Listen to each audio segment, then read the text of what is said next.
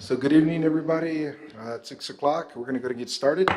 We're going to start off by standing for a quick invocation and the Pledge of Allegiance. Mark, would you lead us in a quick invocation, please? Let's pray.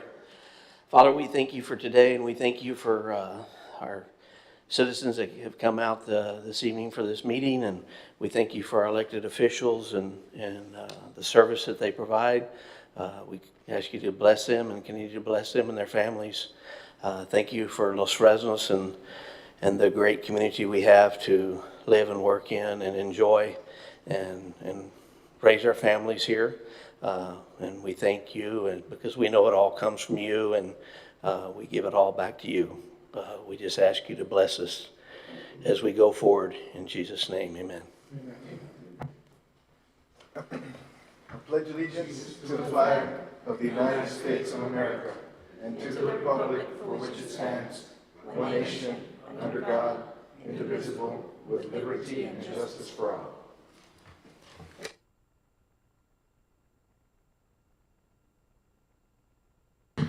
At this time, do we have any public, I'm sorry, it's a public hearing. Public hearing to receive comments from property owners concerning the rezoning of Block 16. Thank you.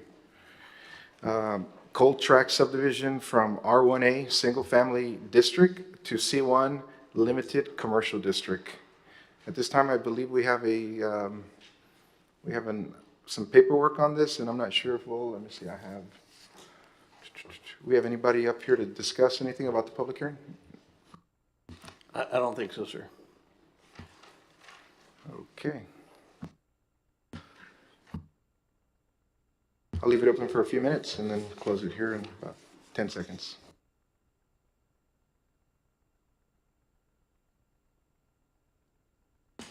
Okay, at this time, we'll go ahead and close the public hearing at 6:02. Moving on to visitors' remarks. I got a few of them here. Let me see. Okay. Okay, this will be all at the time of the item. So moving on to consent agenda items. I'm going to go ahead and pull number 3. Is there any other consent agenda items that anybody would like to pull?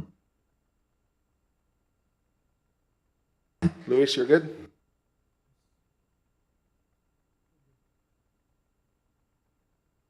Any items that anybody would wish to talk about?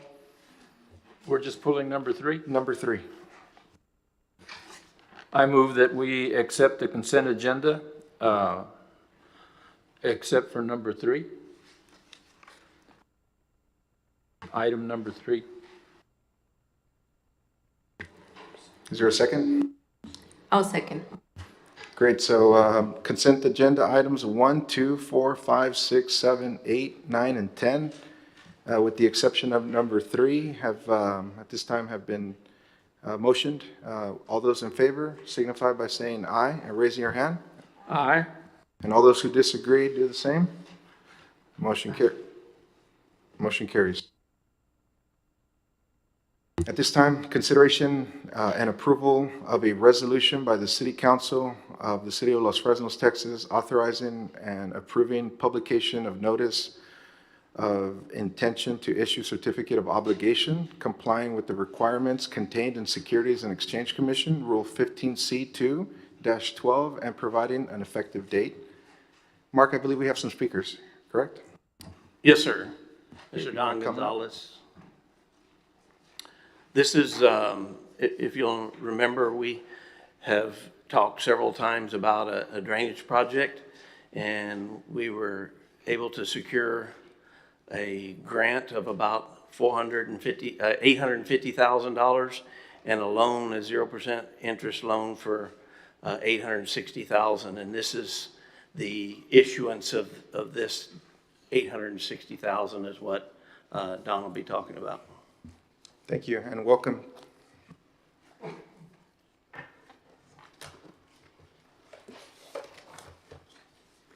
Thank you, Mayor and council members. For the record, my name is Don Gonzalez with Estrada Hinojosa. We serve as financial advisor to the City of Los Fresnos. And what we have before you is a brief presentation that outlines two different funding sources that have been applied to through the Texas Water Development Board. And you probably already know Paulina Vega with Hanson Engineering. She's here, and Matt Lujan with our firm with Estrada y Hinojosa is here. Bond counsel is Norton Rose Fulbright, and they're not here, but if you have some easy questions that might be associated with the legal aspects of the transaction, we might be able to cover those. If not, we can follow up and get back to you.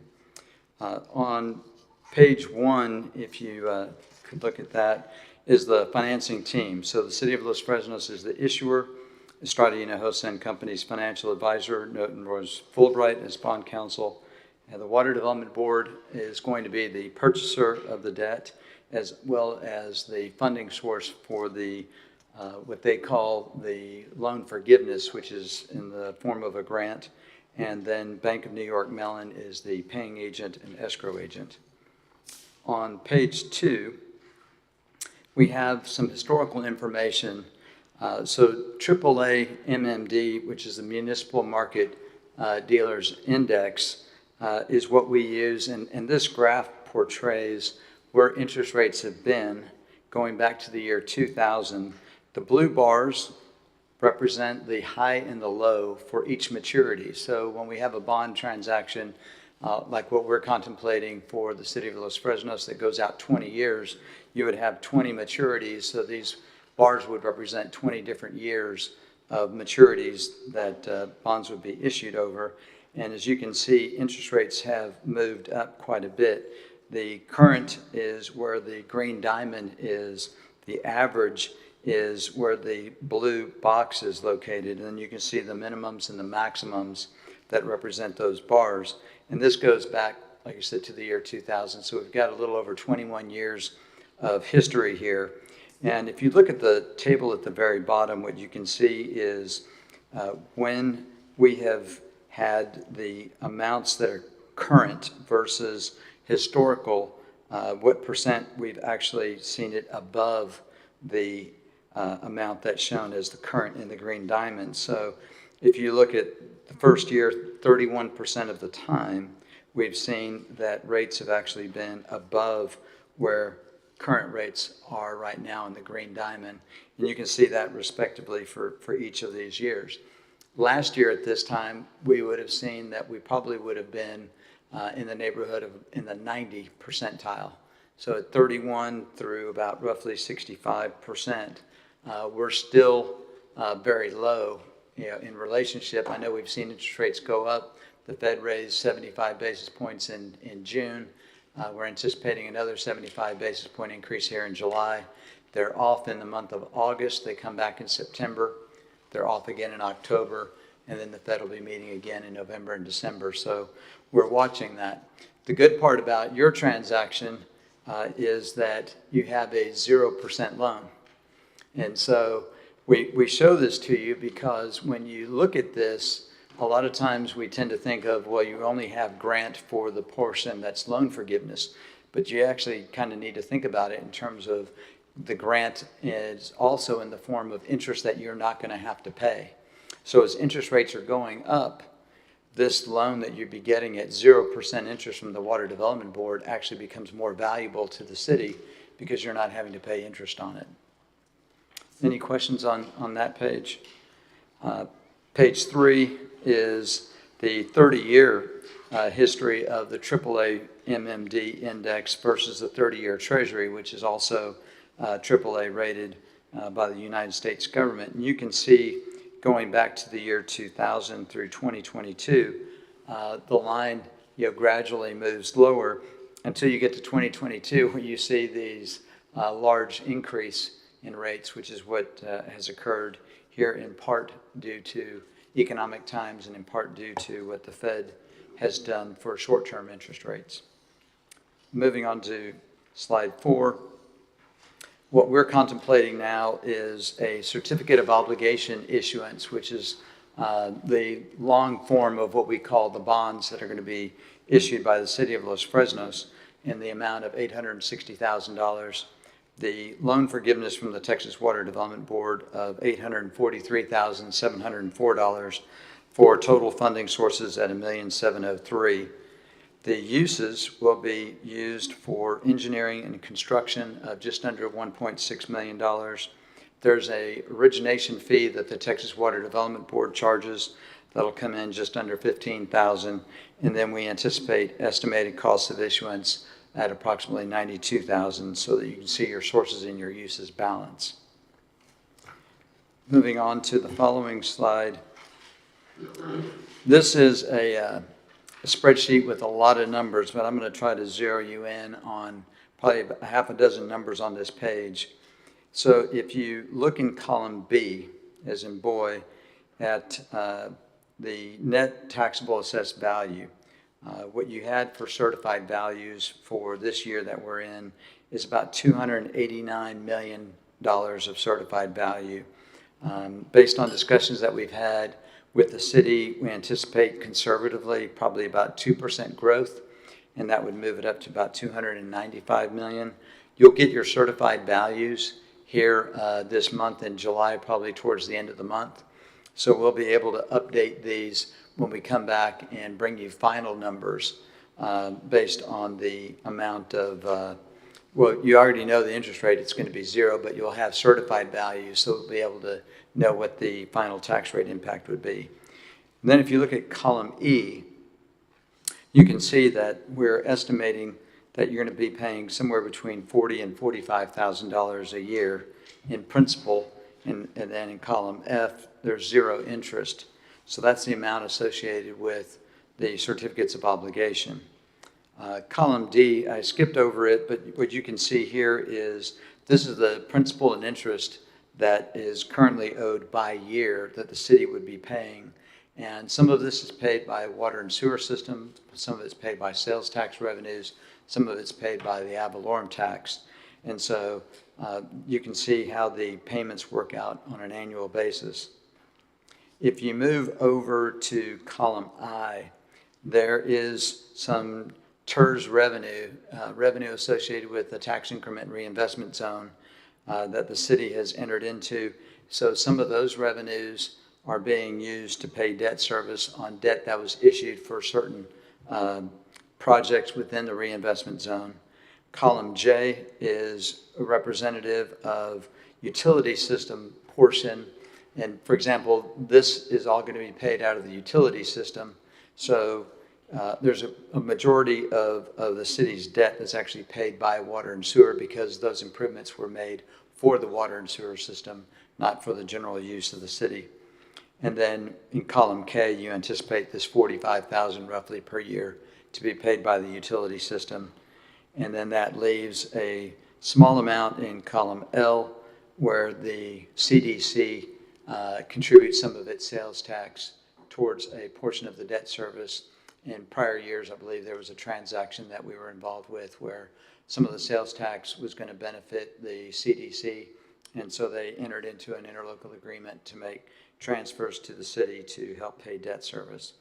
So the tax rate impact in column Q looks like you'd be having roughly about a 4.5 cent tax increase, but it's probably going to be 0 once you get the certified values in. And once you have the amount that's going to be paid by water and sewer, all those numbers being finalized. So we don't anticipate any increase in the tax rate. Any questions on that page? Then moving on to page 6, this is a Texas Water Development Board Clean Water SRF, which is a state revolving fund. And the assumptions here is $860,000 of 0% interest loan, and then $843,000 of principal forgiveness. One of the requirements of the Water Development Board is that you actually borrow the certificates of obligation first, and you spend through those funds. Once the city has spent through those funds, then the grant funds will be drawn down and will be able to be used for the completion of the project. But they want you to spend the proceeds first from the certificates of obligation. Page 7 is the preliminary timetable. As you can see, we are meeting this evening on July the 12th. This would At this point in time, you're not actually issuing the debt. All you're doing is giving public notice.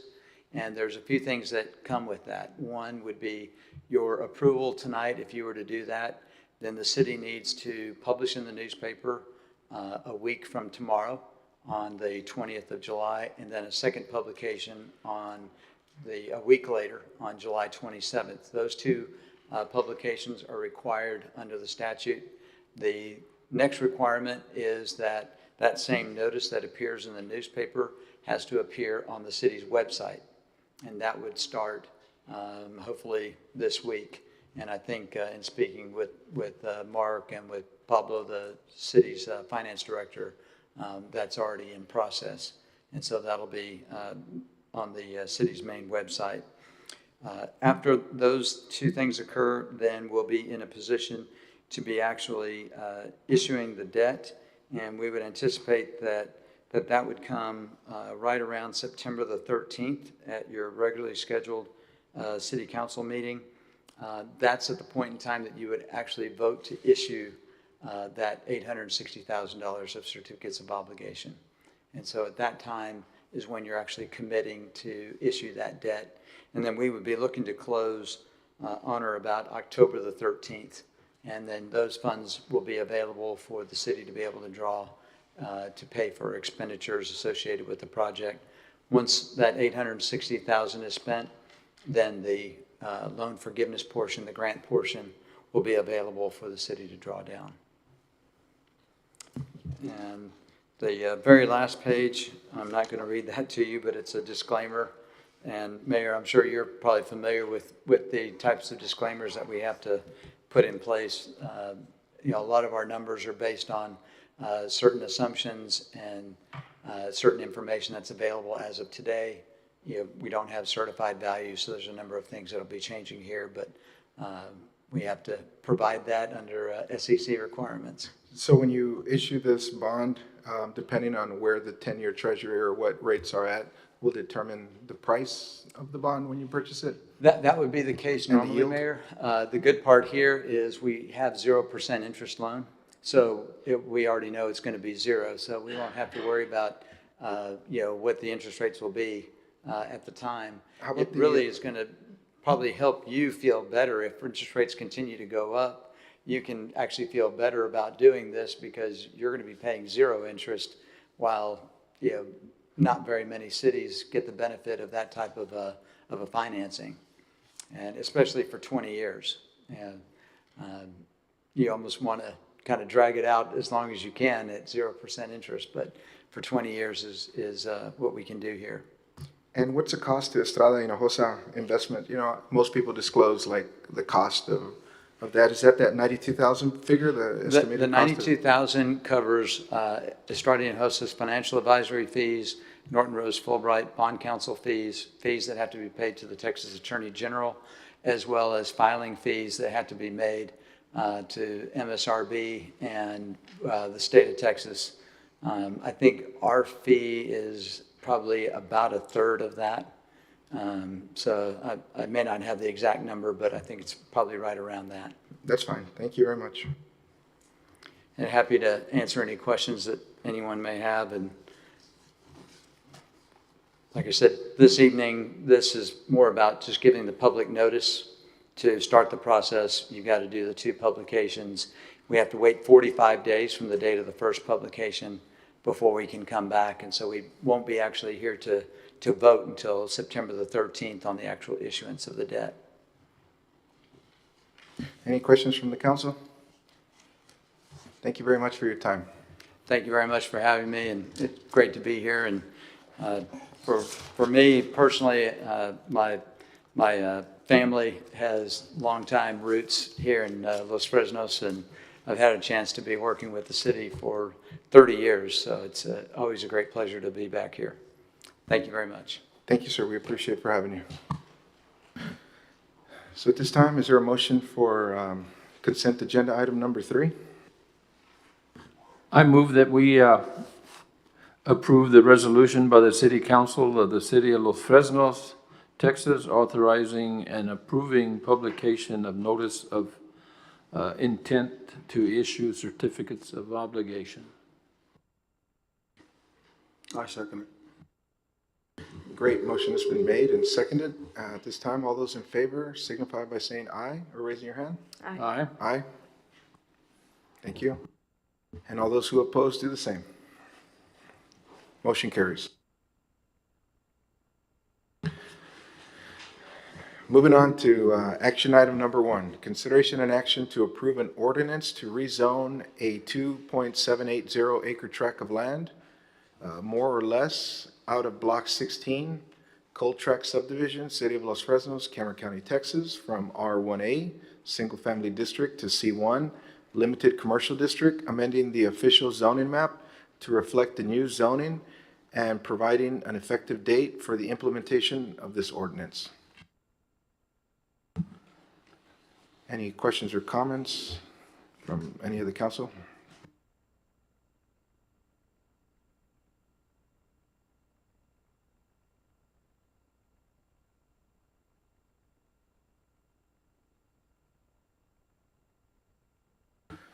Mark, is there anything that you want to add on this? No, unless there's any questions. It's just north of the high school. Thank you, Mark. I'll go ahead and make a motion that we approve consideration action number 1. I had a question. What are they intending to put into that, in that commercial block? An event center. Event center?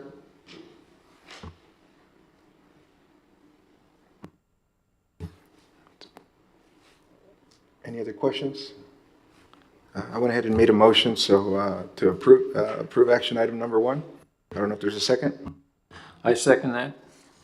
Okay, motion has been made and seconded. All those in favor signify by raising your hand and saying aye. Aye. Aye. And all those who oppose do the same. Motion carries.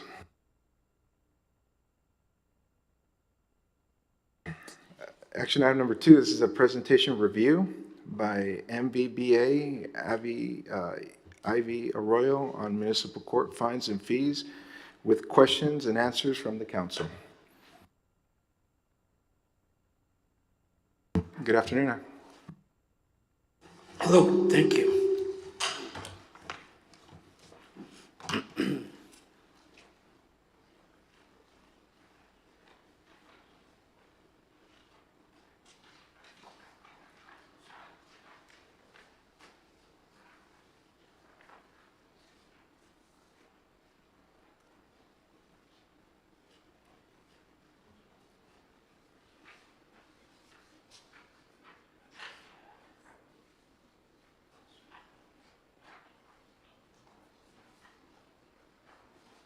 Mr. Gonzalez, I've got yours right up here, so I'll leave that for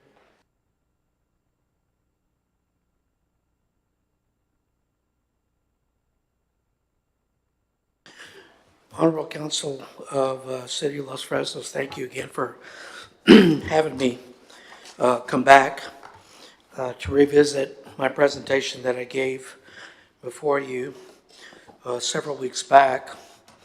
And before I do this, I wanted to just kind of review, thank you for having me and keep bringing me back. I wanted to cover just an overview of what I gave you the last time, which was pretty much not shareable, just for your eyes only, was what you could expect from MVBA.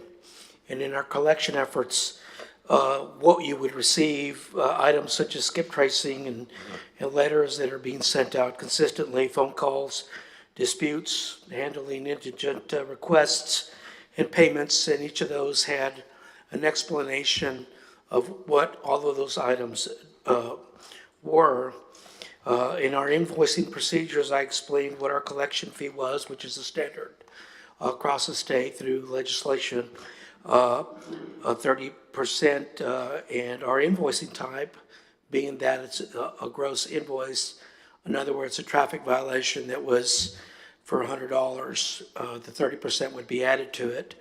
And when it is collected, we send the entire $130 to the City of Los Fresnos, and they get 100% of the fines and the fees. We do that simply because sometimes there's typographical errors or things that are missed.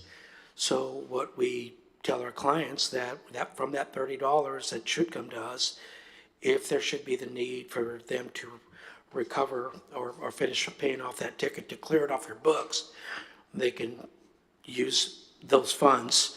And so at the end of the day, if there's a $25 discrepancy, then the city just sends us $5 from that $30 that would have been sent. So we're willing to take the risk on that because we understand those things do happen.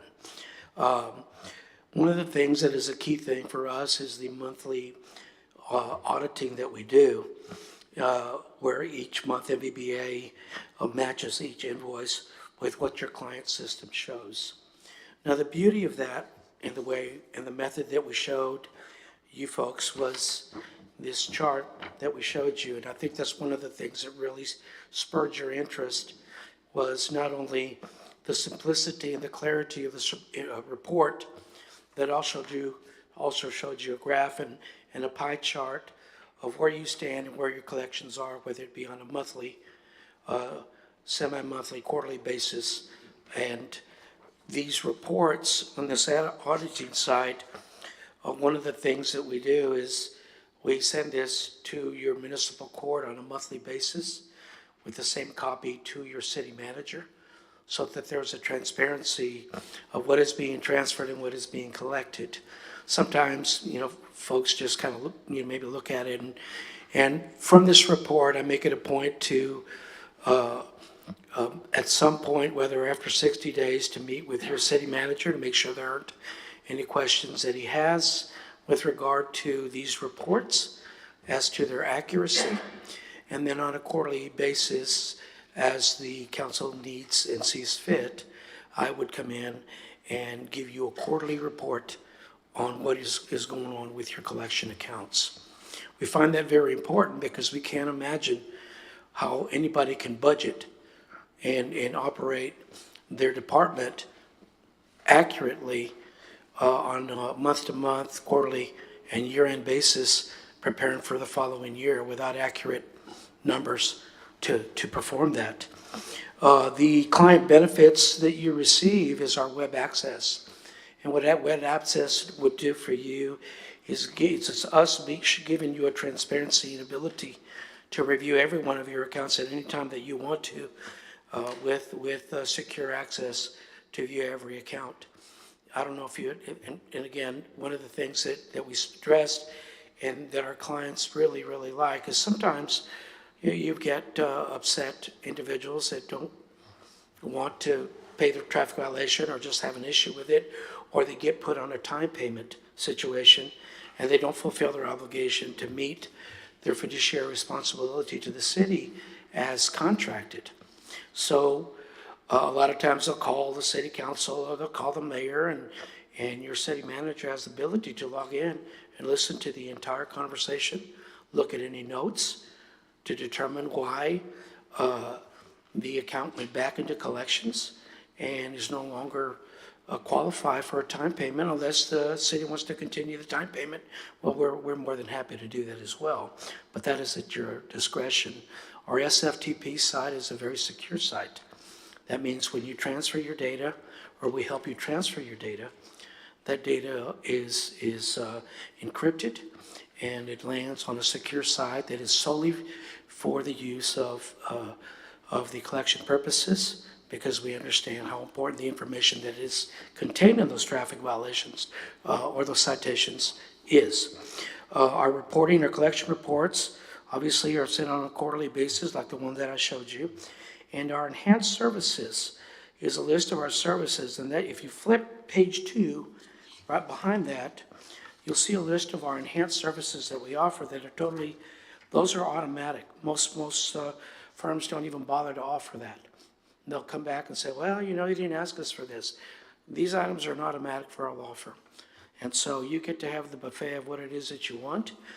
And the key thing to this process is to set up this program and our abilities to do the best that we can and curtail it to what your needs and what you expect.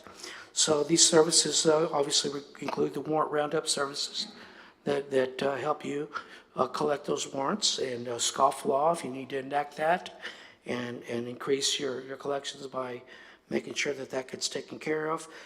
We could do your show cause courtesy notices or judge hearing notices. We handle the pre-warrant calls, texting services, well, the multiplier, call multiplier that we have.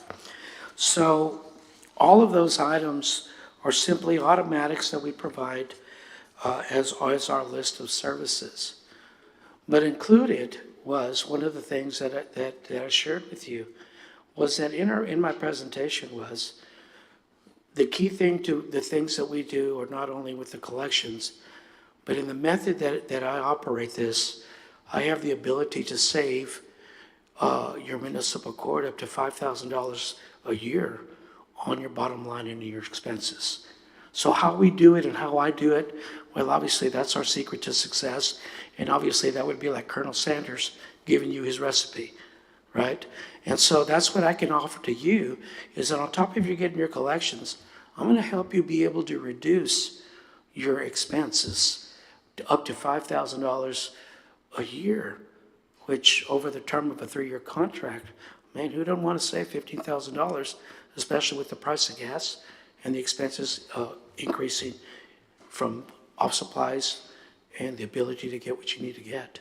So that's MVBA's ability and commitment to you that we want to do more than just collect what is outstanding. And in your case, a pretty substantial amount that you have in your accounts. So at that point, if there's anything that you would like to ask, I would be more than happy to entertain your questions.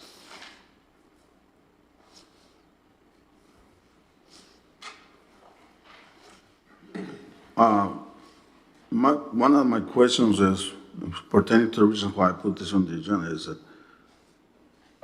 are you able to collect 100%? Mr. Munoz, in this business, it is absolutely ridiculous for any firm to tell you that they can collect 100%. That's impossible. It doesn't happen. You can call any city entity and you can ask them, have you ever had a 100% collection rate? I think that if you look at even your ad valorem tax collection, you're not going to find 100% collection rate. Why? Because that would be assuming that you had a 1,200 tickets issued in 2019 and you collected all 2,000 tickets. There's a number of reasons why those tickets don't get collected, whether it's a bad address, they require skip tracing to locate the individual that has moved multiple times.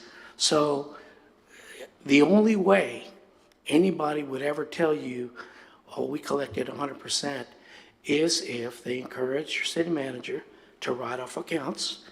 They said, you know, you've got these accounts from 2018, you should write them off. And then they take credit for it as if it's collected by them. That's what some folks do, right? They deceive you, it's smoke and mirrors. So an average collection rate for my firm in my accounts range anywhere from 65% collection rate to about 45% standard. When you start getting a 25% collection rate on down to 5 to 7%, they're not doing anything for you. Okay, so if you're at some point in your reports, you show an individual firm, you know, doing collections at 65, 70, 90%, or telling you they got 100% collection rate. But over the period of a time, if you look at a trend, a downward trend, then I think you've got something to worry about. And I think that's why you asked me to come, because somewhere somebody found, saw some information that noticed a downward trend, and there was inconsistencies. Let me ask you a question. Do you own this company? Is this your company? No, sir, I don't. Okay. And will you be representing here at the City of Los Fresnos, the face to this company? I would be, sir, I would be your area representative. My position with the firm is Client Development Director. So I am the oversight to all of the folks that do maintain accounts all over the state of Texas for us. They answer to me. And so there are certain accounts that I hold dearly. And this is especially precious for me, Mayor, because I'm originally from Rousing, I'm originally from the Valley. My family's from here. And my dad was a former U.S. Immigration Director from here to El Paso, and my brother-in-law was U.S. Customs. So we've been in the law enforcement business for many years as a family, sir. And I've owned a business, and my family owns businesses. So I'm a local boy, no doubt. Will you promise to remain good morals and positive impact, and do you present yourself as very professional at all times? Sir, I do. Thank you.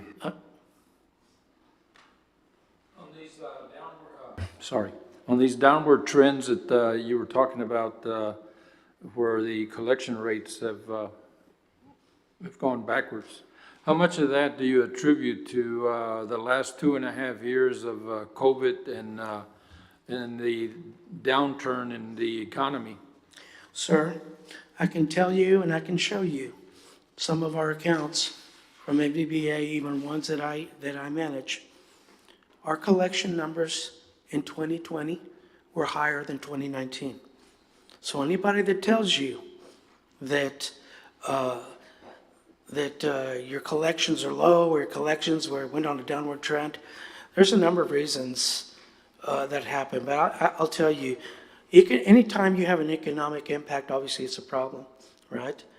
But you know, COVID gave us a way out. And I think your city saw that too, because every entity received COVID money, okay? So just like that, everybody outside of with their homes and families were receiving a tremendous amount of COVID money. And so what we were finding, Mr. Lopez, was some folks who worked 8 to 5 jobs really didn't have that discretionary money. So some of these folks were still getting paid by their employer, but they had a little bit money that it was affecting their credibility, or they needed to renew their CDL license or whatever case. So when the money was available, I believe that what happened with, at least from my perspective and my clients that I saw, those monies, a lot of those monies were used for that. And, you know, who doesn't want to clear a traffic violation? Who wants that hanging on them when they, you know, when it affects your ability to get insurance?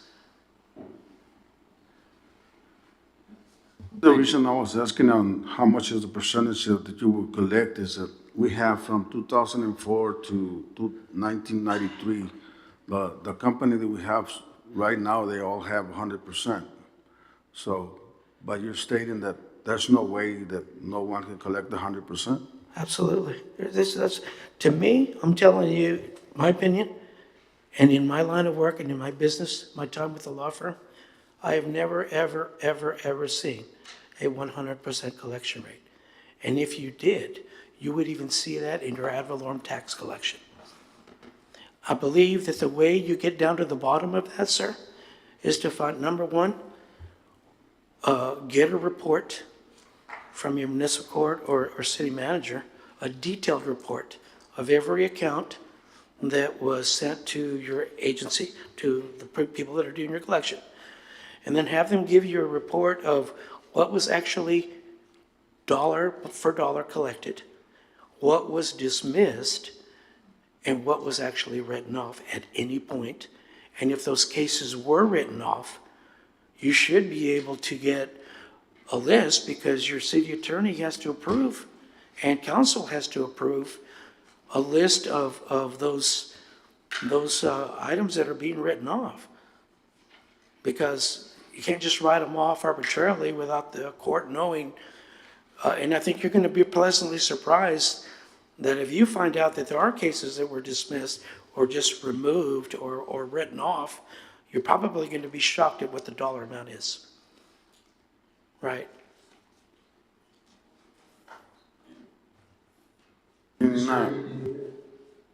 Sorry, sir, this is Gonzalez. Yes, sir. Yes, sir. Yes, sir. Sorry, apologize, I have to be through Zoom. I couldn't make it today. I'm at Laredo at I appreciate your commitment to be here anyway. well, we got a regional softball tournament here for nationals, and I'm doing my part as much as we can. Congratulations. Thank you, sir.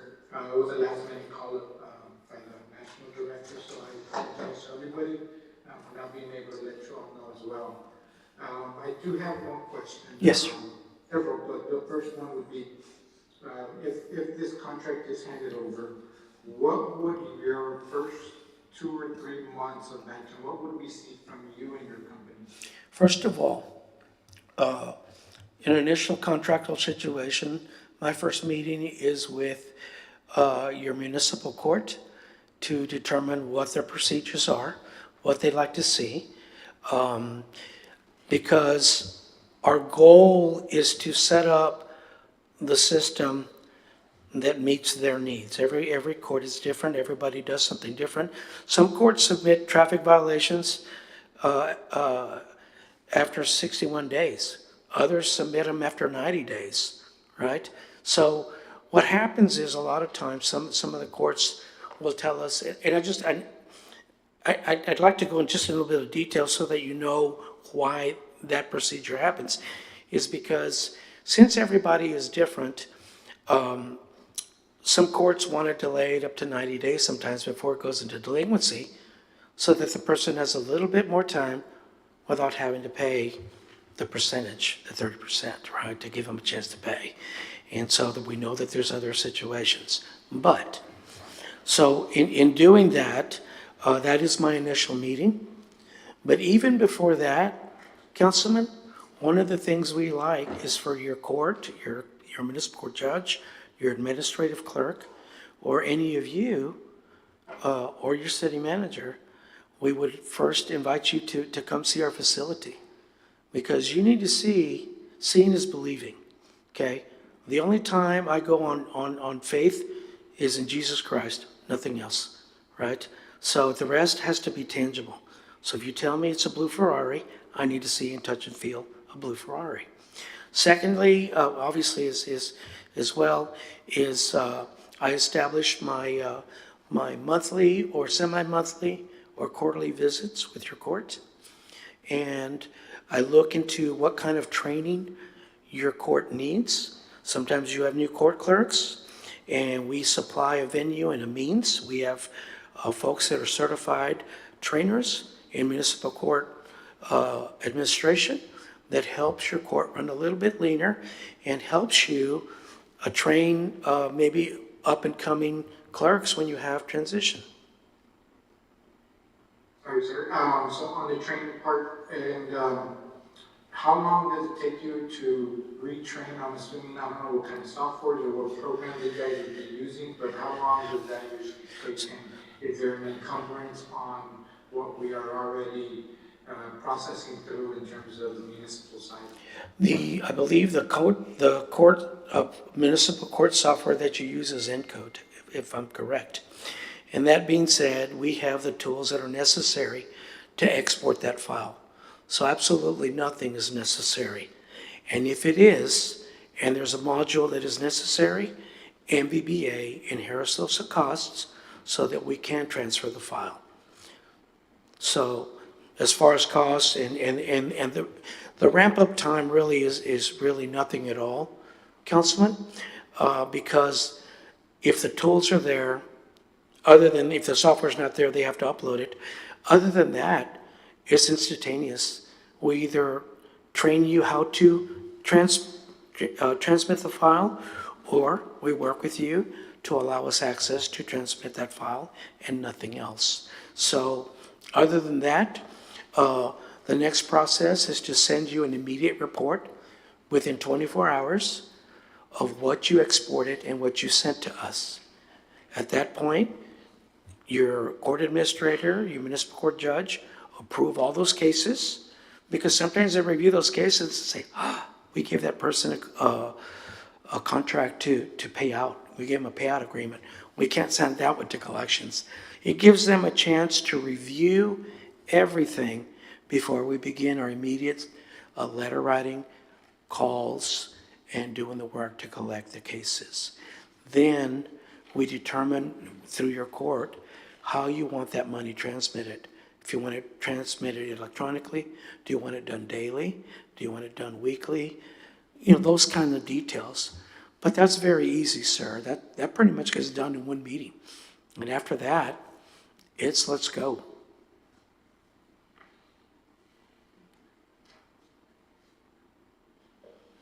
Thank you, sir.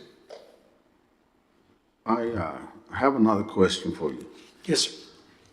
Within your time that you have this company, have you ever been terminated for no performance, no visit, or update poor collection, stuff like that? Sir, our law firm has never been terminated for services for non-performance. We have never been terminated just because, you know, we didn't do our work or our collection numbers were low. That is not our protocol, and that's not how we operate.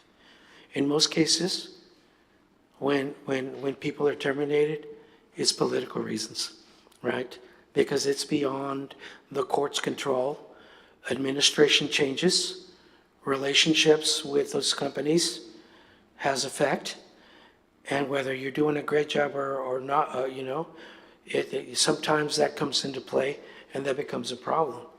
But to say that we have been terminated for wrongful, you know, allegations, things of that nature, where we're written up in the paper, you will never, ever read about yourself in the newspaper over something that we have done wrong or our wrongdoing. You will never read that, and you won't find it anywhere. You can look it up on the internet. In fact, I challenge you to do one thing. Go to the Better Business Bureau and Google a search on complaints between my firm and the current firm that you have right now. Okay? Go back and find out how many complaints they have received, right? And then you'll determine by that who the better firm is.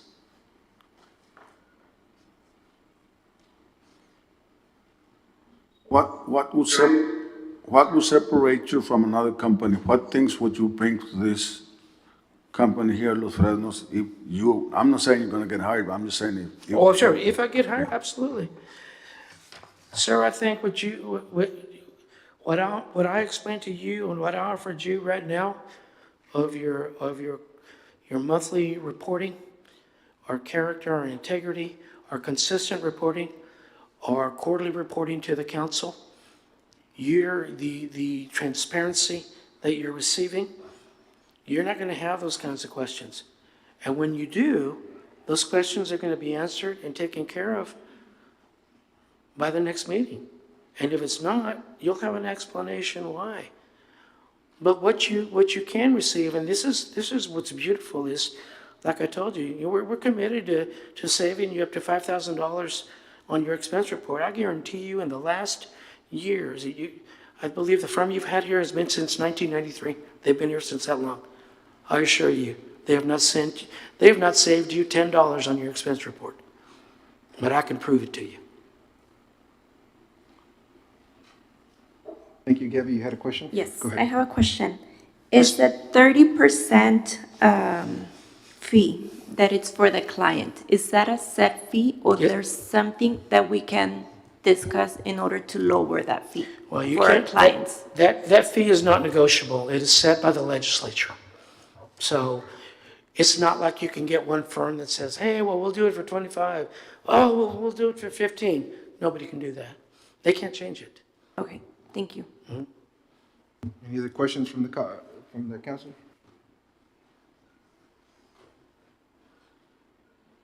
Can't hear you, Luis. Take it off the mute. Sorry, sir. Sorry, Mayor. Your firm is from Ron, you do have local ties. Do you have, or does your firm have any other cities in the valley that they represent? Absolutely, sir. Just recently, we acquired the city of La Villa, who was very dissatisfied. In fact, in the last package that I gave you a list of references. And some of those references were former clients of your current vendor that have called me. And over the period of time, I've acquired the city of Combs, City of La Villa, and I've got, hopefully, City of Los Fresnos at some point, but I have others of their clientele that would like for me to come in and do what I'm doing for you guys, giving you a presentation and showing you solid figures and solid reasons what separates me, because obviously with the gas prices and the things that are going up, they're seeing a tremendous downturn in their collections, and they're desperate to do something about them, sir. Thank you, sir. The reason I'm also asking is because I did go ahead and reach out. I did see that contact letters out there. I did reach out to the city of Combs, I believe, the mayor, one of our functions and one of our trainings. So they did let me know that they had hired you guys, and did give me some insight on how that transition went. So thank you for giving that reference out there so that I could follow up. You're welcome, sir. Any other questions from the council? Thank you very much. Thank you for the opportunity. Thanks. So I'm going to proceed to read action item number 3, and I'm going to have our city attorney make a quick statement. Discussion and possible action terminating the services of Lamberger Group Attorney Collections of Fines and Fees. Release a 60-day curative letter of termination as required by contract. Attorney, go ahead. Good morning, Henry Waters, City Attorney. I'm going to counsel the council to pass this matter or table it because I believe that it needs to be discussed in closed session. There's some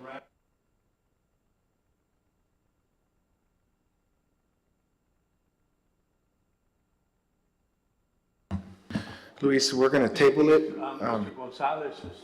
Yeah, Mr. Gonzalez can't hear you because you're not on a microphone. If you want to speak up in the microphone, please. Can you hear me now, Mr. Gonzalez? Okay. What I just said was that I counsel the council to table or pass this matter so that it can be discussed in closed session.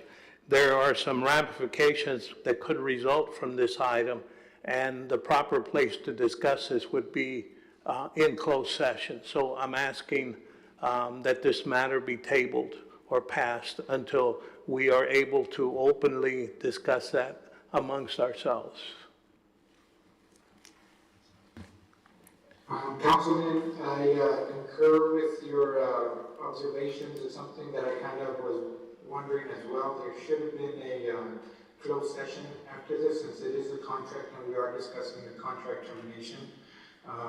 My recommendation, obviously, I'm not there right now. There's only 4 that's present right now, but this should have had a closed session after the case so that we could discuss this contract termination possibility, any ramifications. I just want to make sure that if we do make this change and we are in the process of at least figuring out whether we're going to do it or not, I want to make sure that it's done.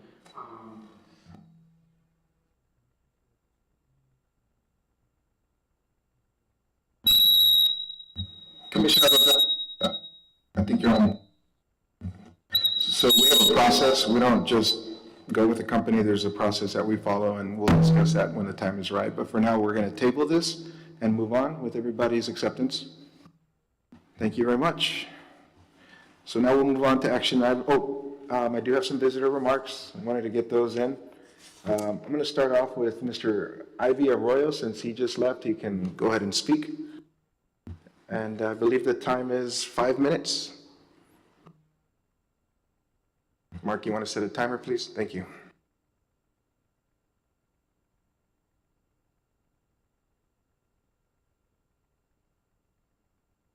Go ahead, sir.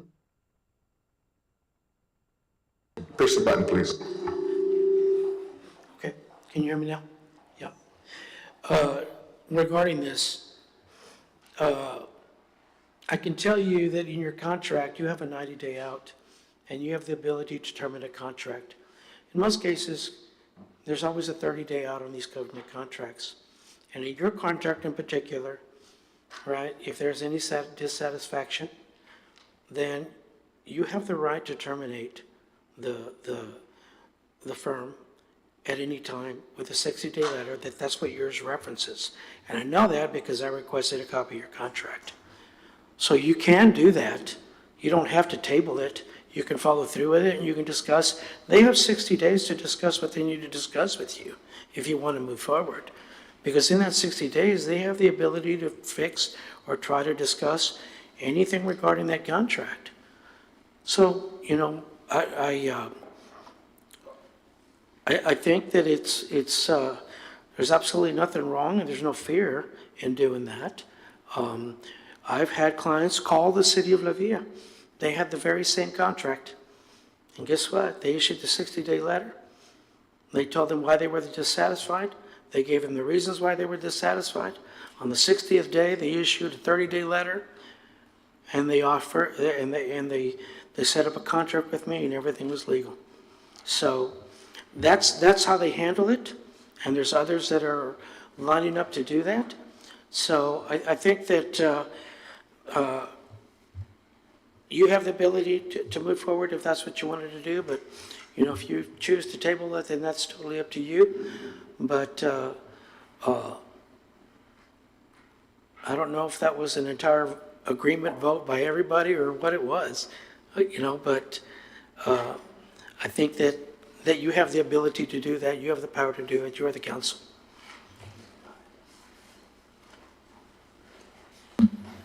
Thank you. At this time, Mr. Guevara, if you'd like to come up, please. Your time is also 5 minutes. Thank you, Mr. Mayor. Sorry about that. My foot fell asleep, so I had trouble walking over here. First of all, I did want to tell you, it's a pleasure to be before you again. I was a bit surprised when I saw the item on the agenda. We had just given you a pretty detailed report about 6 to 7 weeks ago. The questions that you asked were all good questions. They were all answered.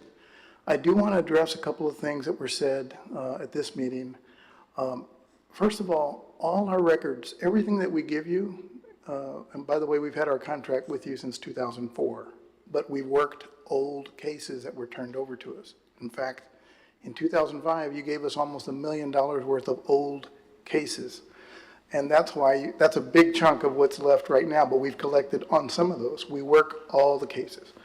But I was a little surprised because all the information that we get comes from your court. We don't erase records, which was insinuated.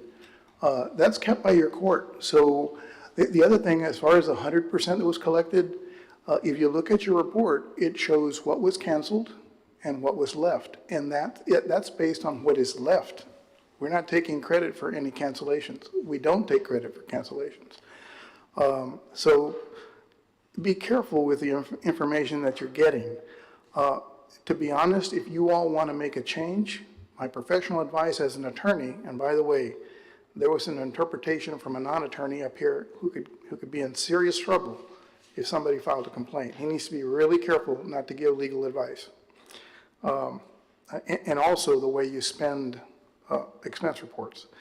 But in any case, if you really want to see what's out there, I would encourage you to pause, figure out what you want, and go out for requests for qualifications. Let us compete on a level field instead of hearing from me one week, hearing from a competitor the next month, and we're just trying to compare notes. We're talking about apples and oranges. Let you tell us, what do you want to see? Put us head to head, and I think you'll be satisfied. I can tell you that the collection, you're having your best year. Last year was a good year too. We've never given an excuse because of COVID, but you've had consistent increasing collections every year. Dollars don't lie. You've had that money. You're having a record year. In fact, the last time we had this type of year was in 2005 when you gave us all the old cases and we were working that big bucket. Now we've cleaned that up. We're working on regular clean accounts. I mean, there's still some old ones there that we still work on, but you're having a record year. As a matter of fact, collections haven't gone down, they've gone up.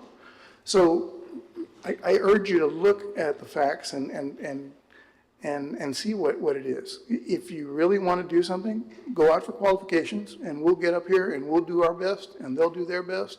I'll put up my references, he'll put up his references. I mean, you can't compare Los Fresnos to Combs. Combs has never had a collection program before. So you guys have had 20 years of collection success.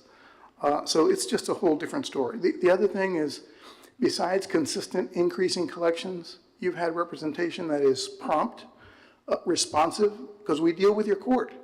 The court gives us the numbers, and we report the numbers. We don't make these up. You go to your court administrator and pull these exact reports. Those are their records. But besides us being local, I have my law partner, Monica Solis, with us. We have my associate attorney, Ariana Curiel.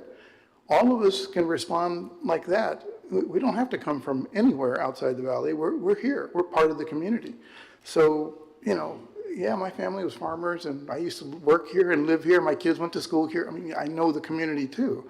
But the bottom line is, what dollars are coming in? You're on track to collect $500,000 this year, when in the past it's been about 310. You're having a record year. Those every single year since 2004. So those are consistent collections, reliable. If your finance director has to budget on anything, he can count on those collections. So anyway, I invite you to look at the facts.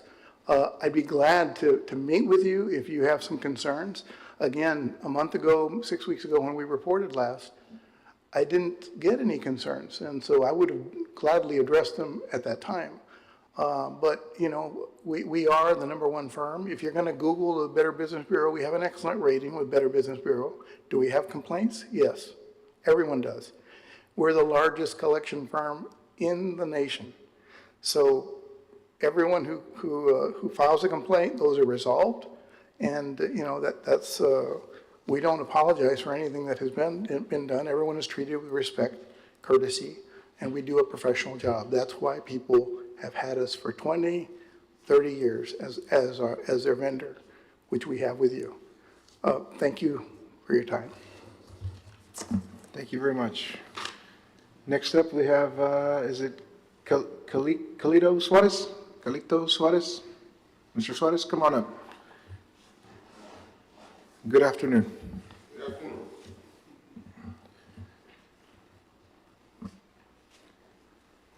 Good afternoon, ladies, gentlemen. The reason I'm here, I'm just a concerned citizen, a nosy concerned citizen. Anyway, the reason I'm here is because I was looking at the numbers that is public information we downloaded. Lambert's has had this account for 32 years. Now, for the first 20 years, 12 years, it shows here that they collected 100% of all of the delinquent fines and whatever you all had, tickets, taxes, whatever. For 12 years, 100%. I've been in business for 41 years, and when you can collect 100%, you had the bookkeeper mess with the books to get you to zero, because there is no way you can collect 100% of taxes. Now, within the last 7 years, from 2015 to 2021, their numbers started declining. They went from 60% to 50 to 42, 28.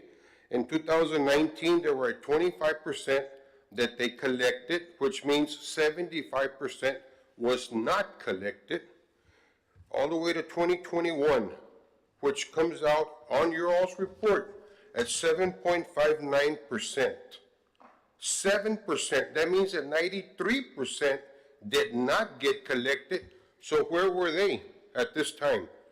You guys, you've seen these reports for 7 years, Mayor. How come you not see that they're not doing their job? Now, I really don't care who you go with. I mean, there's one guy here that's looking for the job to get to see if they can do a better job. But I don't see why you all keep giving these people a chance every year to collect your all's taxes when You can see it here in black and white. They're not really doing their job. Now, on February the 9th of 2021, a new contract was signed by the mayor, Alejandro Flores, awarding Lineberger again with another contract for this whole year. Why would you sign the contract if they're not doing their job and only collecting 7% and not collecting 93%? You know? I don't know, like I said, the collection agency should do their job, and COVID has nothing to do with this. You know, everything they do is over the phone or by mail. It's not like as if you go house to house to go talk to them. COVID had nothing to do with these bad numbers that you all put out that they collected for you. Anyway, I'm just thinking, with a 7.5% collection, how can you even have a budget for your EMS, your city police, your staff members or whatever? You can't even build a budget with 7%. You can't even put gas in the police cars to patrol. So I think you all need to change who you all have right now representing Los Fresnos, because I think it's time for a change. I mean, 32 years they've had this position, and the last 7 years have been terrible. They've been down, down, down, down, down to where, I don't know, it's black and white. Either you vote, you know, for the good, or you're gonna vote for the bad. It's that simple. So, I don't know. I'll leave it all up to you guys, but you guys need to really look to see who you're gonna sign, and if you're still gonna keep those people that you have right now, representing the city of Los Fresnos. And I'm sure that the people of Los Fresnos really don't know what's going on with this, because nobody's educated them. But it's very easy to go on social media and just post all this stuff to where people are gonna start looking and say, you know what, well, why do we have the mayor there for? Where are the commissioners there for? If they're not really here to protect us or to do good for our city, it looks bad on you guys. Anyway, that's all I got to say. Like I said, I'm a concerned, nosy citizen. That's all I am. Thank you. Thank you very much. Let's move on to action item number 4, presentation by the City of Los Fresnos Chamber of Commerce and consideration and action to approve a service agreement between the City of Los Fresnos and the City of Los Fresnos Chamber of Commerce. Good afternoon, all.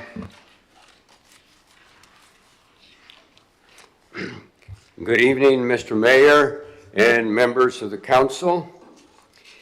I have been thinking and concluded that every couple of years, new persons are elected to serve on the council. For this reason, I think a brief introduction and history of the Chamber of Commerce may be useful. The Chamber is run by a team. The team is Ms. Terry Sandate and me. That's the team. The Los Fresnos Chamber of Commerce was first chartered in September of 1974. That was 48 years ago.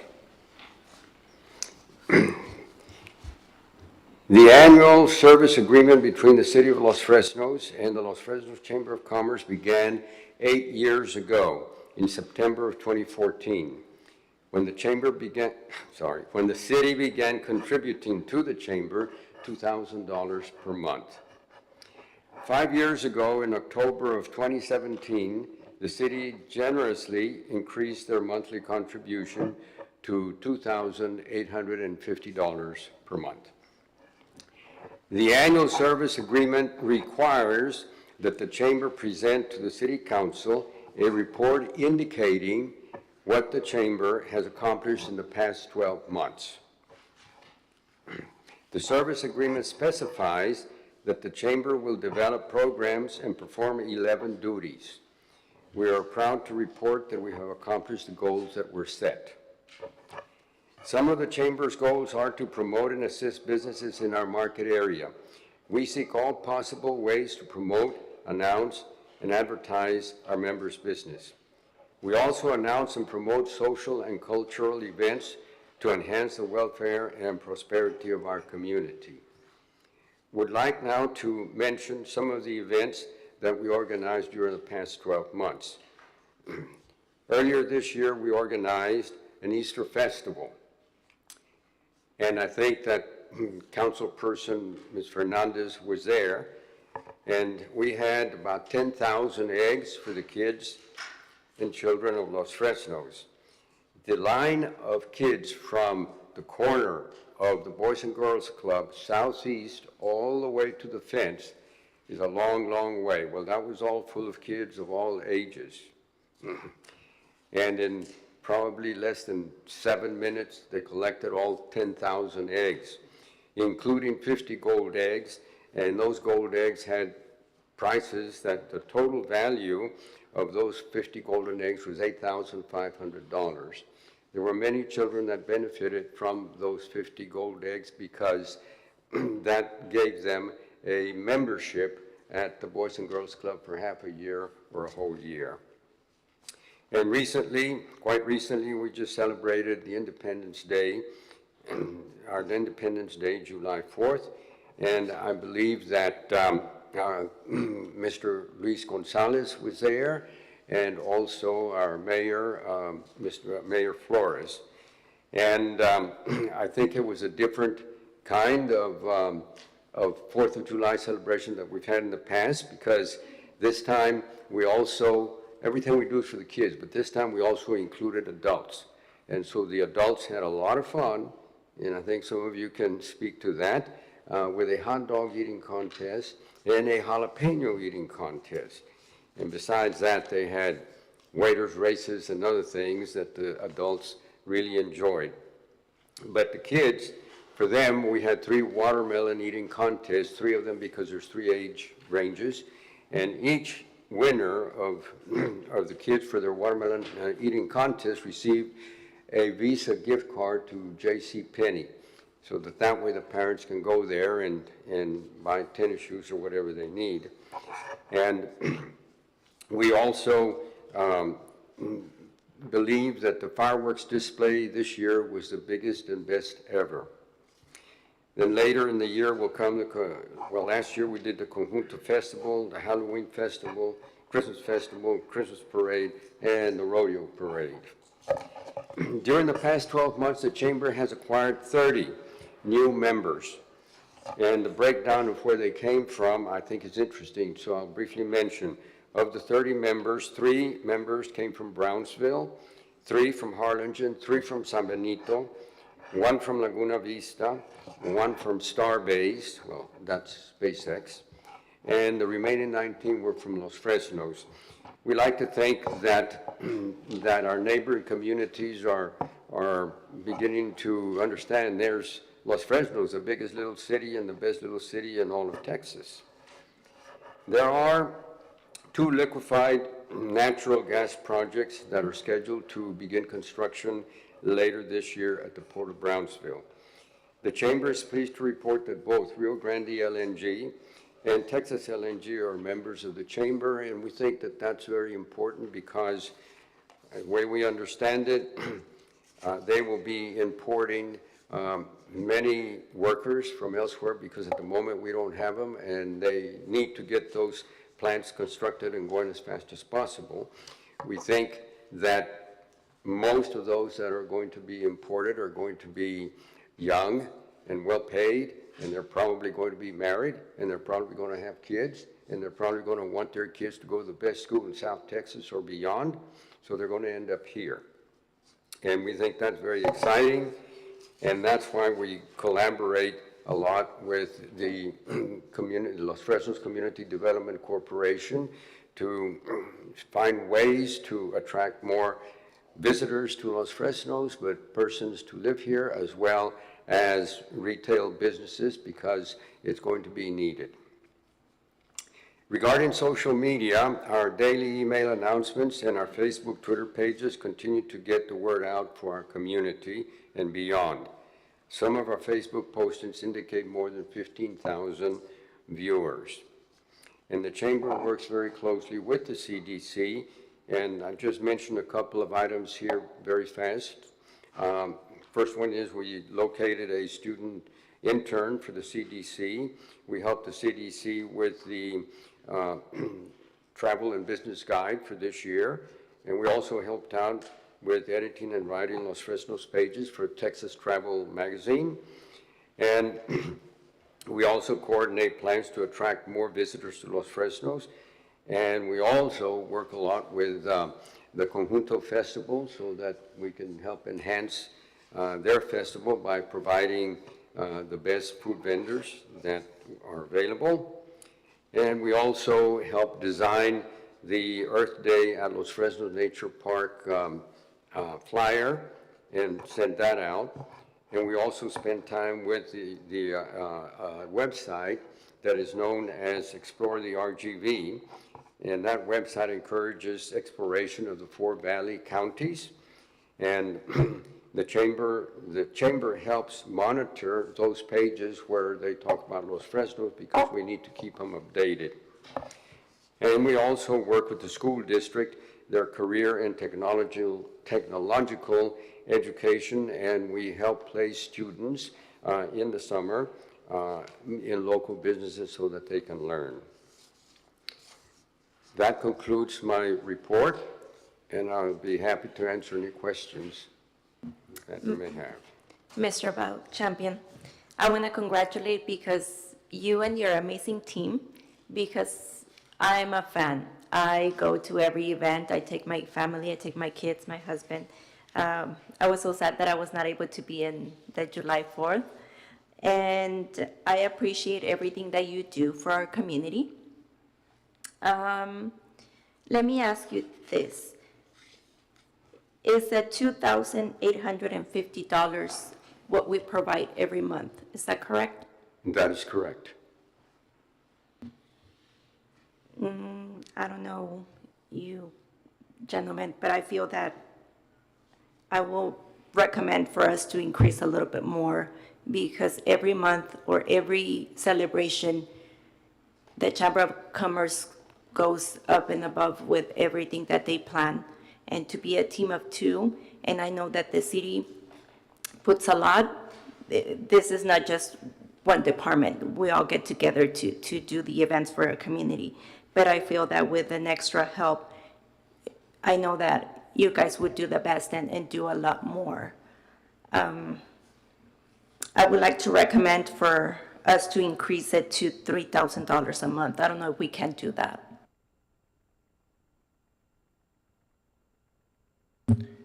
I mean, Val, the chamber's been doing a great job. One of the concerns I had, though, is we had a very low turnout this past July 4th at first. I had a lot of people asking me, where's everybody, where's everybody? I didn't know if it was just because of this event, but perhaps the marketing, you know, I felt like maybe we could have marketed this a little bit more, maybe put some signs out and like a banner or something like that, because at first when we got there, there's hardly anybody even there. It was a great event, great idea, the hot dog, the jalapeno, all of that was incredible. I wish we could have had a better entertainment. I feel like it's the same band all the time, same country songs. I know some of the people want to dance, so maybe a DJ or something like that every once in a while. I know we used to have DJs a few years ago. So just thought that was, it was a great event, but I just want to play both sides just as an opportunity to say perhaps we could have marketed the event a little bit more to bring in more people. Thank you very much, Mr. Mayor, and we will certainly implement those suggestions, which are very good. Thank you. As far as the increase, Mark, I mean, can we do that? Is that budgeted, or how does that work? The reason why we're here is for budget next year, and so I will roll this into the budget as we make the budget up over and start presenting it to you in August. And that's a, difference of about $1,800, so. We can entertain will that. That'd be. Not affect the Yeah. budget at all, and other services, to go to 3,000, which would be 36,000. And I'm okay with that too. I mean, I just want to see more marketing with some of that money so we can bring in more more people find ways to get the word out to the community a little bit better. At this time, I believe we are making a vote on this. No, yeah, taking action. So with that said, I guess Gabby, you want to motion that since you made that suggestion? Sure. I would like to make a motion to increase the budget and consideration and action to approve the $3,000 for the Chamber of Commerce. I second. Okay, motion has been made and seconded. With that said, all of those in favor, please signify by raising your hand or saying aye. Aye. All those who oppose do the same. Motion carries. Thank you.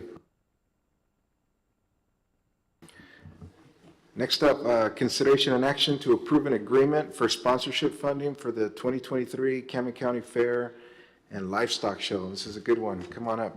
Thanks for being here today. Good evening, Mr. Mayor and council members. My name is Valerie Arizmendi, and I'm with the Cameron County Fair and Livestock Show. We've been out here in Los Fresnos for a long time now. We have a good relationship with the rodeo committee, with the carnival, the Heart of America Carnival, with the city council members, and the CDC. The numbers remained more or less consistent, even though COVID pandemic was still around. We had the largest number of cattle entries this year. Hogs stayed about the same. We had most rabbits that we've ever had. So the kids are there. They want an avenue to show their projects. So we looked for our numbers to get even bigger now that COVID is getting less. Dr. Virginia Miller continues to put on the cowgirl contest, and this year was Avery Fawn representing Cameron County Fair and Livestock Show, and she'll go on to represent the rodeo next year in 2023. And Miss Bailey Helmer represented the rodeo this year. And both those young girls are going off to college this next coming year. We did scholarships in the amount of $12,000. Part of it was the money that the CDC and the city support us with goes strictly to scholarships. So $12,000, we had 11 applicants, and all 11 applicants received a sponsorship or a scholarship. We had one young man that did not submit a scholarship application because he's going into the military. And he has volunteered at our show every year since he's been 8 years old. And so we gave him a first-time award or scholarship of being a good volunteer. So he received a $500 scholarship, even though he's going into the military. So hopefully he'll use that when he's done. We also, again, paid out premiums to those exhibitors that had placing animals, a champion or a first-place animal across the board in all the divisions. And so we paid $10,000 in premium money this year. And then we had good fortune of one of the local farmers made a very large donation to the livestock show. So we in turn used that money and we paid it back to the kids, and every child that showed at Cameron County Fair and Livestock Show here in Los Fresnos, if they placed at Mercedes, we paid them a $250 premium, so we paid an additional $5,000 to those kids that placed at Mercedes and made the champion sale. So we hope that you'll continue to support us so we can continue to support the kids of Cameron County. So, thank you. Thank you. I love what you guys do. I think it's great. The kids love going out there and petting the animals when they get a chance. It's just a really good event. I'm so glad that we're part of this, and I look forward to every year getting better and better and getting more participation in this. But I'll go ahead and motion to approve the agreement for sponsorship funding for 2023 Cameron County Fair and Livestock Show. Go ahead and second that motion. Awesome. So motion has been made and seconded. All those in favor signify by saying aye or raising your hand. Aye. Aye. And all those who don't approve signify as well. No, motion carries. Thank you very much. Thank you very much.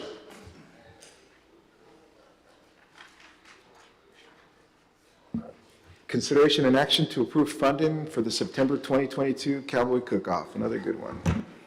Thank you, Mayor and Councilman. This will be our 5th year to hold a Cowboy Cook-Off. We're trying to grow, as a lot of other places have. We're involved with a group that's called the Champions Barbecue Alliance.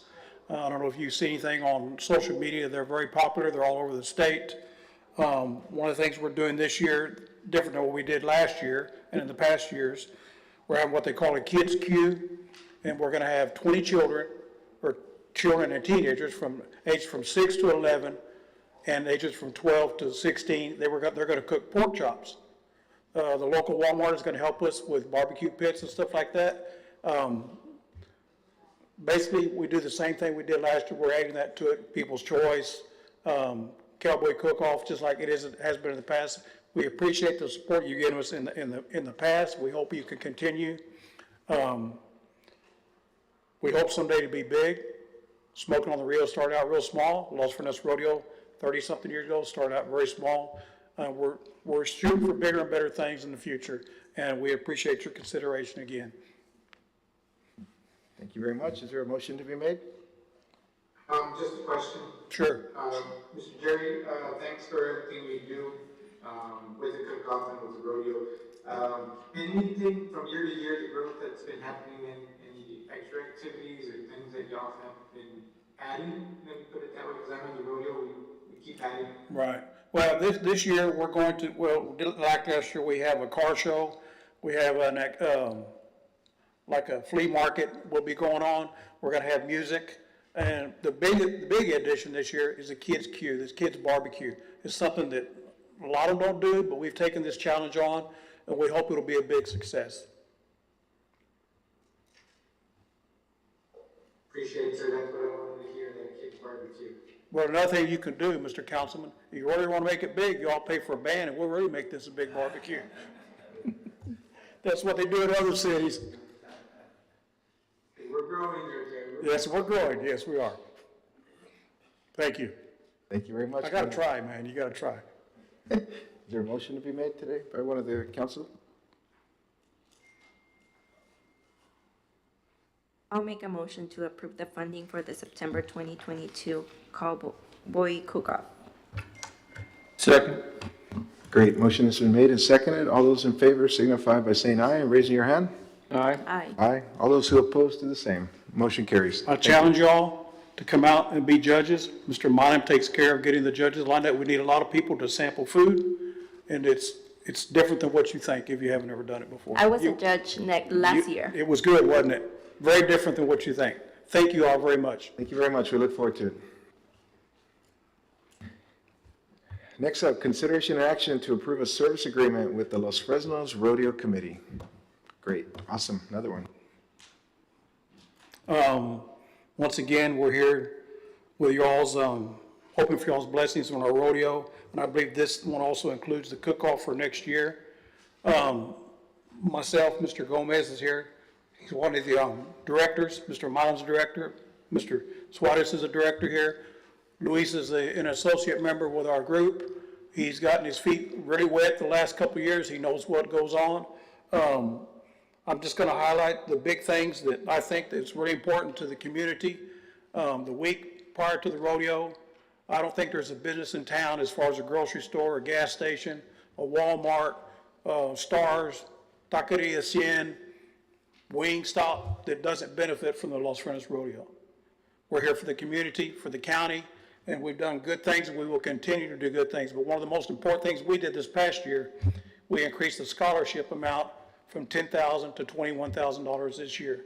And that's something we thrive to try to do every year. If we're successful, we will increase it again. We have major projects going on right now. We're adding on to, we're renovating our announcer stand. We're building a stage, a permanent stage that's with help of a grant from T-Mobile that we received. There were only so many of them given out in the whole nation, and we were one of the ones that was lucky to get it. And we're also adding on to our ticket office and the chamber that helps us in the city and the CDC. We hope to keep this thing going and make it bigger and better every year. We try to add more things as we go. That's really all I have, unless you have any questions. Man, I love that event. It's probably the best event in this town. Well, and, this past year was unbelievable. It's the first time in the history of the Los Fresnos PRCA Rodeo that we sold out all 3 days. We had over 25,000 people there in 3 days, and you all know it. You saw the traffic, and luckily, with Mr. Milam's help, and with the people building the roads, they fixed it up so that we could get traffic in with the rodeo. Let's say we'll have you open on Thursday night, which they did at midnight. Let's say Sunday night, it's going back the other way, and they did that too. But luckily, everything worked out. We didn't have any major problems. We had good cooperation from everyone. And it's a great event for the community. It's a great event for the valley. We loved it, so I'll go ahead and make the first motion to approve the service agreement with the Los Fresnos Rodeo. Yeah. No, go ahead, you can ask a question. And so it's 15,000 is what the rodeo is asking for. That's the platinum sponsorship, the night concert sponsor, the skybox, and the total sponsorship 13,000, and cook-off is 1,500 for a total 15,000. Is that correct, sir? That's correct. I'm a little surprised that we probably would give a little bit more for this event since it is such a big contributor to our city. I know we are limited on stuff we can do since there are no box seats available for us to purchase on the side of them, and there are no sponsorship. I don't know how the sponsorship and signs are for the city of Los Fresnos to be able to put up one or two more, but yeah, considering the amount of business you guys give the town, 15,000 is a little shy on the number for me, but that's something that's up for consideration, I would think. Talk I to did make a the motion. council members. We'll take it. Yeah, and like I said, I made a motion, so at that time, you're welcome to accept it or not accept it, and we can redo this if you like. But since I did make a motion for the 15,000, just waiting for a second.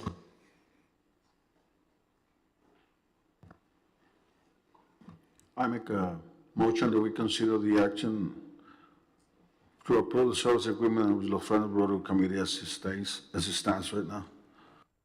Okay, motion has been made and seconded for 15,000. All those in favor signify by raising your hand or saying aye. Aye. Aye. And all those who oppose do the same. Motion carries. We love it. Thank you. We'll see you again soon.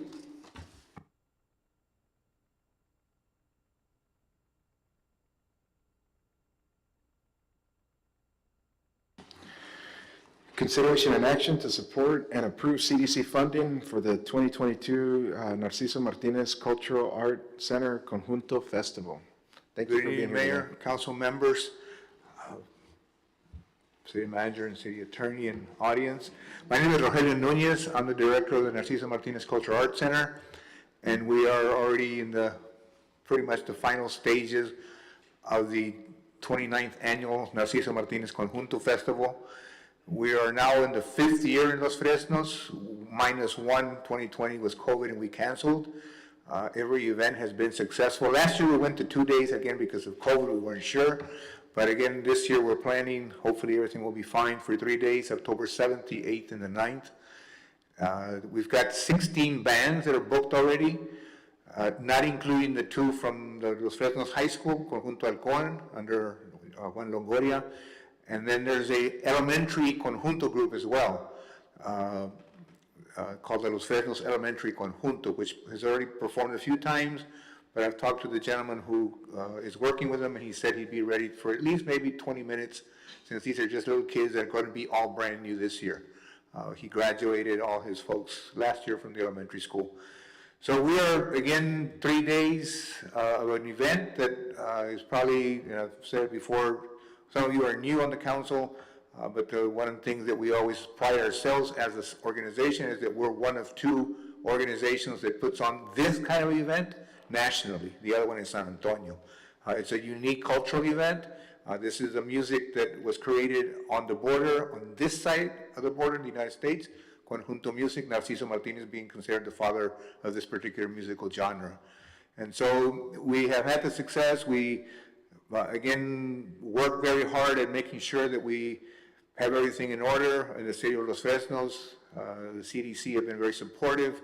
The police department, the public works maintain the grounds at the Memorial Park, and the police department maintains the best security we've seen in the event, and we've obviously had other experience before.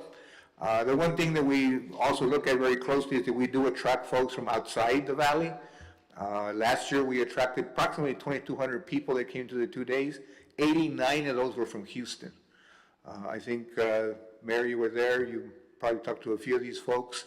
And we've had more, but again, COVID's kind of gotten in the way. But I think if everything goes well this way, because people are already calling, going to our Facebook pages, going to our website, and already asking in terms of, obviously, will there be rooms at the Los Fresnos Inn? There are approximately whatever amount of rooms, I think it's 43. I can tell you from last year, because I stayed there, the place is booked solid. The one thing, and I've mentioned it, it's nothing to do with the city of Los Fresnos, is that they're coming out of the festival and they're looking for a restaurant that's open, late, go and have menudo and so on and so forth. So the best I can do is refer them to other places, Brownsville, Harlingen. But I was telling folks last night that with a Whataburger coming up, I think that you're going to have some pretty full crowd at the Whataburgers if they're 24/7. So again, any questions you may have, like I said, we did put in the letter that we sent the things that we are responsible for. We're responsible for the contracting of the bands, the sound. We're responsible for charging at the door. This year, we're going to do something we've not done in previous events. We're going to go to $10 a day. We've always been, kind of sort of on the low end, but we've talked a lot with our group and with other folks and say, you need to go to 10. You provide good entertainment. The first night is 5 bands, the second night is 7 bands plus the high school conjunto, and then the last night is 5 bands as well. And we'll do a 3-day pass for $25, which, hopefully people will buy the 3-day pass. But I think, again, just continue to work, put the word out. We are, again, Blanca Davis, who is our person who sells the ads for our magazine, which we provide as well, is selling a lot of these ads for our magazine, which we'll have available. She also, just by the way, also sells ads for the Los Fresnos News, which is, again, she works a lot on that end, and also I think does work with Val in terms of the membership and so forth. So we are now in the collaborative moment. We collaborate with the chamber, with the CDD, with the city. We feel now, even though we skipped 1 year because of COVID, we are beginning to feel native to the city of Los Fresnos. You've all really welcomed us. We've done the best we can. I think we've done well. We want to do better, and I think we will, considering the weather as well. But the one thing that's an advantage at the Memorial Park is that we do have a covered area. One time we did have a little bit of rain. People just went into the covered area, and then when that was over, we continued with the event. So, again, any comments, any concerns, any questions? It was a fun event. I think I had a blast. I saw the people, got to mingle with people from everywhere. The only thing I saw was on the magazine. Didn't really see a lot of businesses from Los Fresnos. It was mainly Harlingen, San Benito. Correct. And so I'd like to see, like you said, working with Val to maybe incorporate some of those local names. And I agree, and that has to do, we were on that end for 25 years. And Blanca, had worked with us and so forth. But I think now, Blanca working for the Los Fresnos News, selling ads for them, working with Val and working on the membership, I think we're going to be increasing that little piece there. So, yeah, we definitely want to. The one thing, just, as you mentioned the ads, we are finding also, and I guess perhaps budgets are different now because of COVID. We're having not a very difficult time, but people are buying smaller ads than they were last year or the year before, which again, we have to just work harder in finding the people to be able to buy the ads. But again, I think good weather, we'll be doing great. It was great. It was cold on Friday and it was perfect on Saturday. I think Yeah. it was real nice. So it was good weather. Yeah. Any other Questions from the council? Luis Gonzalez, any? No questions. Yes, congratulations. I did attended to the event and I dance a lot. Okay. Yes. Well, I maybe you're in the but- picture. When we're working, and Ramon's here, we worked it together for 31 years. Since we're always active, we don't get to see everybody's face, but I do take a lot of pictures and maybe I can draw some out and begin to put, Please don't, but I did Well, well. no, the important thing is that I do a lot of sharing of the photos. And people get a big thrill out of seeing, I couldn't make it, but I saw so-and-so there, and I couldn't do it, and my aunt was there. And so social media plays a real important part. I mean, again, Yes, it's really, of course. Maybe just a recommendation, maybe talk to some of the businesses and let them know the event, the exact date, that way maybe they would like to be open and we can Yeah. promote a little bit more. That way they Sure. can have dinner here before going to another place. So that Yeah. would be a good option. We have several taquerias and Right. Mexican restaurants and a lot of different options, so. We'll do that. Okay. Thank you. Any other questions or comments from the council or any motion to be made? I move that we approve the CDC funding for the 2022 Narciso Martinez Cultural Arts Center Conjunto Festival. I'll second. Great, motion has been made and seconded. All those in favor signify by saying aye or raising your hand. Aye. Aye. All those who oppose do the same. Motion carries. Thank you Thank you very very much. much, and we'll be seeing you a lot more. We look forward to it. Thank you. Consideration and action to excuse the absence of Polo Narvaez from the June 14, 2022 city meeting. Any questions or comments or motion? I move that we excuse his absence. I'll second. Motion has been made and seconded. All those in favor signify by saying aye or raising your hand. Aye. All those who oppose, do the same. Motion carries. Consideration and action to approve the order of election and notice of election for the November 8th, 2022 city election, and authorize the city secretary to make any necessary changes in the location, the days, the dates, and time that may be ordered by the governor or the Cameron County Elections Office. Any questions or comments or a motion?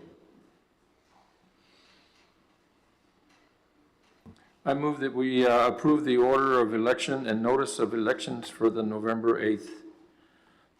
I'll go ahead and second that. 2022. Motion has been made and seconded. All those in favor signify by saying aye or raising your hand. Aye. All those who oppose do the same. The motion carries. Consideration and action to approve a contract with Cameron County Elections Administration to conduct the early voting and election day voting for November 8th, 2022 city election. Any questions, comments, or motions? I make a motion that we consider the action to approve the contract with Cameron County Election Administration and conduct the early voting and election day voting for November 8th, 2022 city election. I'll second. Okay, motion has been made and seconded. All those in favor signify by saying aye or raising your hand. Aye. All those who oppose do the same. Consideration and action to excuse the absence of Andres Lopez from the June 14, 2022 City Council meeting.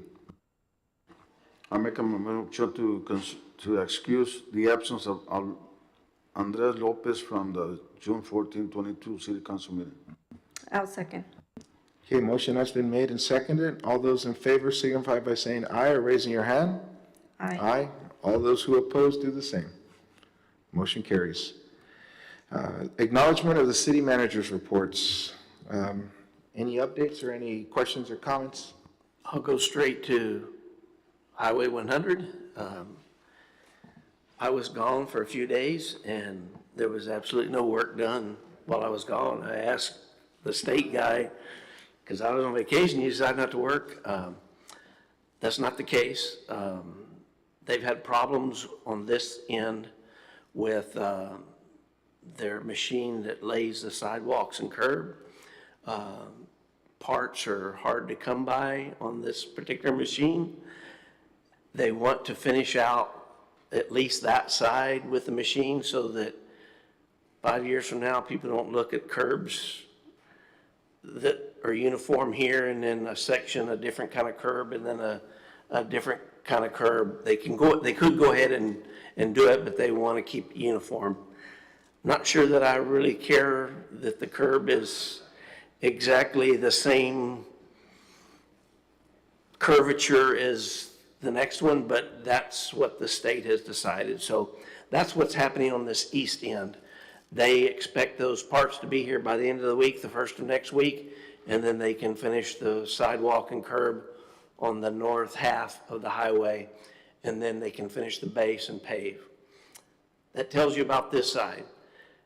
You might have noticed the last 2 days on the west end from really basically Julia's, except for there at the railroad tracks, to the block before Julia's, all the way to O'Reilly's. They're taking the asphalt up, And the reason why they're doing that is the asphalt did not pass the compaction. You know, there's testing that's done on all of those. We do them just the same as the state does. And in this case, the asphalt did not pass the testing, so the contractor's having to take that all that asphalt they laid down already, and then they'll retar it, and then they will repave it, and hopefully get the compaction. It's tough for us because we're waiting and waiting, but, you know, I'd rather another few weeks and the compaction be right, rather than 5 years from now, what's wrong with the road already? So that's what's going on there. The contract is over towards the end of November with the state. There has been no new rain days because it hasn't rained very much.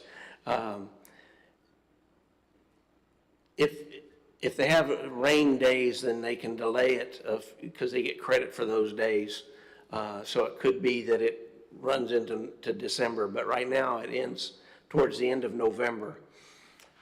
If they're not done, I think it's a $900 a day, a work day penalty that they have to pay TxDOT.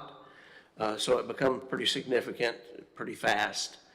If they do not speed up from the current projections, it'll be February before they finish. So you do some rough calculations of December, January, February on $900 a work day. It gets pretty significant. So the contractor says he's going to finish then. The state says he doesn't think there's any way possible, but I think that y'all need to know, because if you're got even half the questions I get, you've got a lot. Mark, how about the speed bumps? Not the speed bumps, but the potholes that are popping up in front of the animal place where that right here, right close by. I talked to him about that yesterday afternoon, and they'll come patch those. They were hoping, the reason why they didn't is because we were supposed to be driving, they were supposed to switch, and we were supposed to be driving on the new part by now. And so they were holding because this is an expense that the state has to go through, but because of the delay, they're going to patch it. It still won't be good, but it'll be better than what it is. The other thing on here, you know, the rest of it's pretty good information. I will point out the budget meetings. If you could set in your calendars, that's on page 125. It just shows you the dates. We've kept them like we have done in the past, is to Tuesdays, because that's kind of our day. And so we'll do those. You can see our regular meeting's August 9th, so we'll just include that. The next one will be the 16th, which is a week later. Most of the time we're done, unless there's other questions. We could do on the 23rd, which is the next Tuesday. That would be dependent upon you and how you feel at that time. And then the next one would be September 6th, would be just a quick meeting to start the process of the tax rate and the budget. And then the 13th is back to your regular meeting date. So it would only be adding 2 meetings, maybe 3. So wanted you to be aware of that. That's coming. Our budgets will figure our budget on the same tax rate that we've always had. Mark, on the water treatment plant expansion, I know we got hit with a fine. Has that been resolved already, or what's the time frame on that? No fine, sir. Oh, no fine? I thought you said they came in and. It was a finding of housekeeping that needed to be corrected. And if y'all remember, y'all all went. I sent Andy pictures. That was taken care of the next week, all those documents. I copied y'all on the email that was sent to the state, and we're clear. And So we don't have to worry about anything and a time frame to get that? Okay. it's already done. Thank you. Yes, sir. Any comments or anything that any of the council would like to address on the acknowledgement of the city manager's reports? Mark, did they ever started repairing that street there on by one that was on Highway 100? Remember due to the trash can? I didn't hear where. Right in front of the school. There's remember we were gonna repair a street there because of the trash can was breaking all the. Did they ever The fix that? or one, not? it was on, just past the school on the left. Can't remember the name of the street, but they have not. We haven't been able to get quotes. Everybody's so busy and they don't want to come do a project just has that much concrete. But we got 2 quotes. We need 1 more. So, as soon as we do that, that will be done.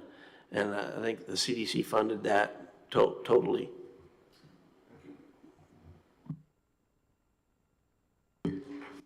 Any more questions or comments or a motion?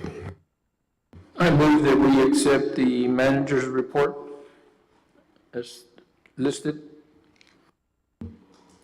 I'll go ahead and second that. Motion has been made and seconded. At this time, all those in favor signify by saying aye or raising your hand. Aye. And all those who oppose do the same. Motion carries. Acknowledgement of department head reports. Any questions, comments, or motion?